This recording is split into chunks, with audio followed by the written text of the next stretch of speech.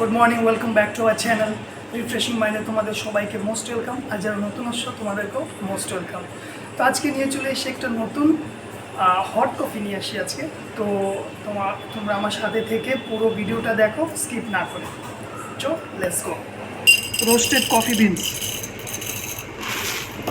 মোটামুটি 16 গ্রামের মতো কফি বিনস নিয়েছি, রোস্টেড কফি বিনস। এটাকে গ্রাইন্ড করব। এখানে গ্রাইন্ড করবো।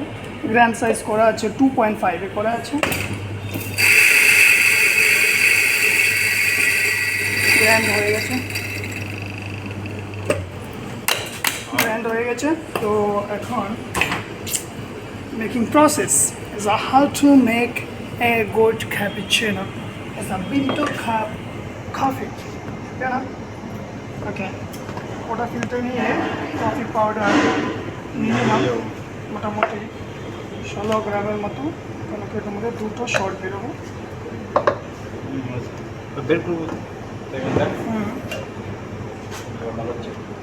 টেম্পিং করলাম।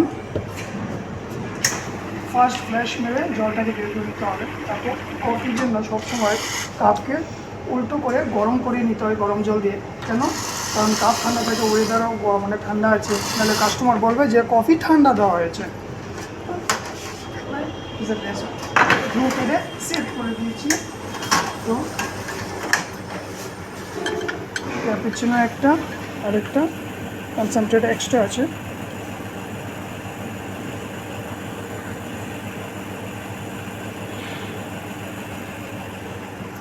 এটার মধ্যে মিল্ক নিয়েছি, স্টিম বের করে নিলাম হালকা। তারপর মিল্কটাকে স্টিম করবো।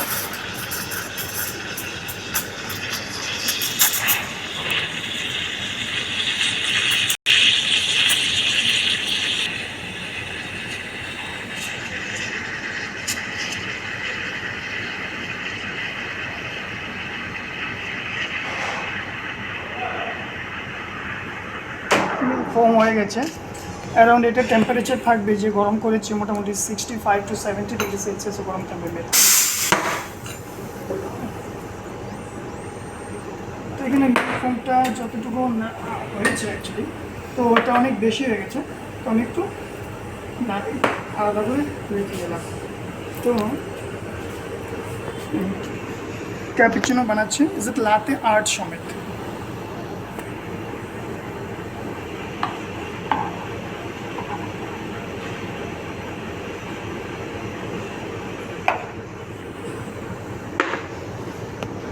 Cappuccino it's complete. তো ভিডিওটা কমপ্লিট হয়ে গেছে।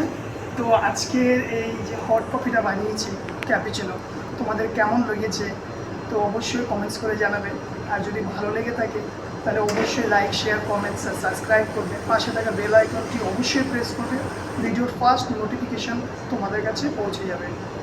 তো আজকের জন্য থ্যাংক ইউ সো মাচ। তারপর আবার নতুন একটা ভিডিও নিয়ে আসবো, তোমাদের সাথে আবার দেখা হবে। একটা নতুন মকটেলস হোক, ইয়া হট কফি হোক, ইয়া আইস টি হোক, কোনো একটা হট বেভারেজ হোক আর কোল্ড বেভারেজ নিয়ে তোমাদের সাথে আবার ঘুরে আসবো।